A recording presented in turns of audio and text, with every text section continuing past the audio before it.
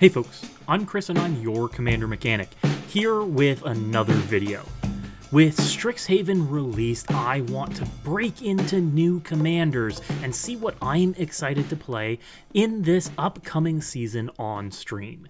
If you want to know when and where I'll be streaming, you can follow me on Twitter at CMDRMechanic.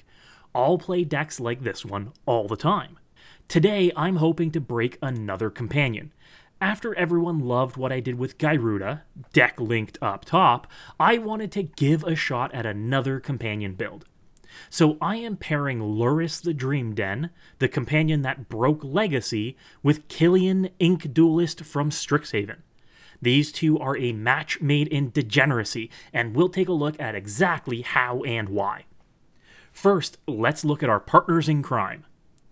First up is Killian, a 2-mana 2/2 in Silver Quill colors. Coming inbuilt with Menace and Lifelink, Killian also reduces the casting cost of spells that target creatures, not just creatures you control, by 2 mana. That makes Killian a fantastic target for auras and pump spells, while also making our targeted removal much more reasonable. And Lurrus of the Dream Den is our companion. Lurrus comes with an interesting restriction for our format, ensuring that all other permanents in our deck must be mana value 2 or less.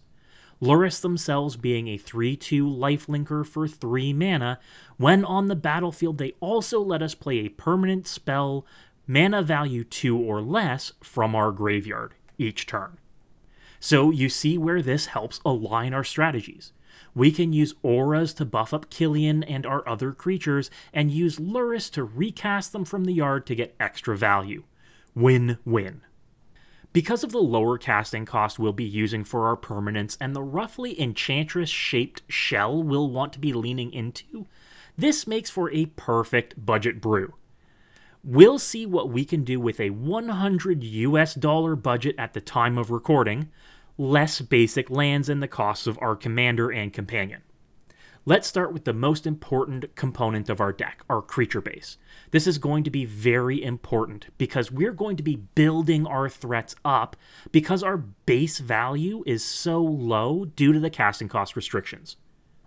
What this means is that creatures with multiple keywords to begin with, like a new favorite of mine, Null Priest of Oblivion, make great targets for auras and other buffs. Having Menace and Lifelink like Killian gives you a second target for going taller. Along these same lines are the heroic creatures from the original Theros block. Here, we'll be using Hero of Iroas, who makes aura spells cheaper and acts as redundancy for Killian, also getting +1/+1 counters when we target him.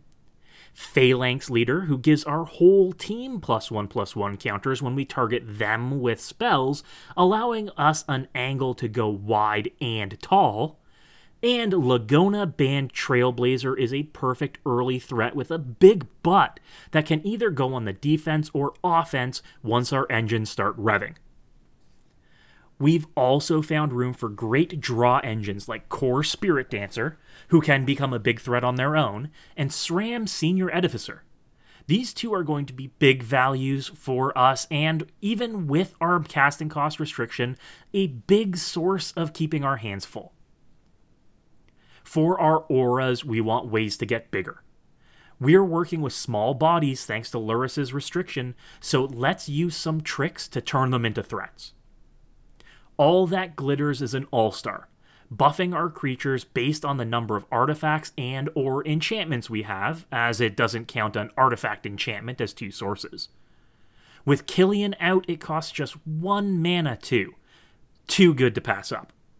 Ethereal Armor is another great spell, giving us +1/+1 and First Strike for each enchantment we control. This can easily be giving +3/+3 or more very early thanks to our auras and our enchantment creatures.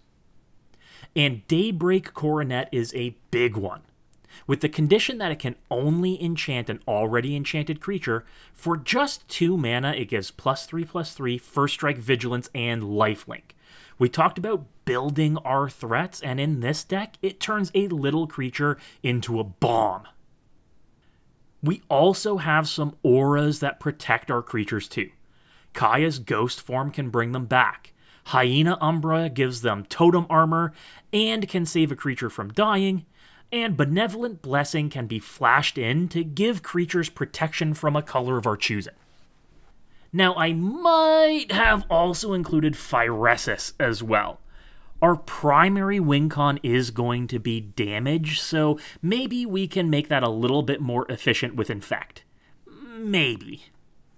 The real bulk of the deck is going to be our non-permanent spells.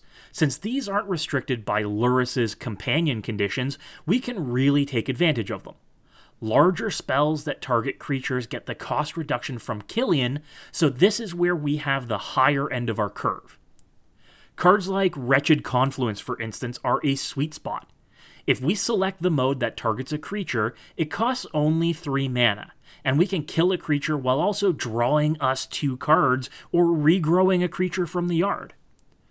Closing Statement becomes just 2 mana if we have Killian and cast it in our end step, destroying a creature or planeswalker we don't control and buffing a member of our team.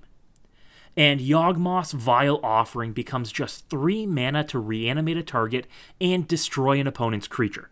A great way to steal beefier threats from our opponents and make it our own. Other instants and sorceries I've included are reduced down to just 1 mana for very useful effects, like those of Crib Swap, Dark Dabbling, and Utter End. As long as we target a creature with Killian out, we can ensure we're effectively and efficiently using our mana. Now, this wouldn't be my take on a budget deck if I wasn't being sneaky with things. If you're a fan of the channel, you know that I always advocate having a way to end the game that's not just about combat damage, so naturally I've snuck in a little combo in here. Using a Cruel Celebrant or Zulaport Cutthroat, combined with Animate Dead and Leonin Relic Warder, we have an infinite source of death triggers to drain down our opponents. The way this works is that you can reanimate Leonin Relic Warder with an Animate Dead. When the creature enters the battlefield, it exiles the Animate Dead until Leonin Relic Warder leaves play. But since we've just exiled the Animate Dead, Relic Warder is sacrificed, and the Animate Dead comes back, targeting the Relic Warder. So as long as we have one of our Aristocrat effects out, infinite death triggers to kill everyone at the table. Naturally, if I do it, I have to break it. If you want to build this deck and are looking to put a few more dollars into it, look at the mana base first. Adding in Silent Clearing, Godless Shrine, and Vault of Champions can only serve to make the deck more consistent. Additionally, we could be putting in a few more equipment. Commander's Plate would be a good start to help Killian get in for damage more reliably with a useful pump effect, while also being able to be recast from the yard with Lurrus. You can find the full deck list in the description below. Make sure to pick up any cards you need from our affiliates at Hairy Tarantula, where you can use the promo code CMDR Space Mechanic at checkout to support the channel, or our international affiliate at TCG Player. Links to both are in the descriptions below. If you like this list, let me know in the comments, along with what you would add to kick it up a notch.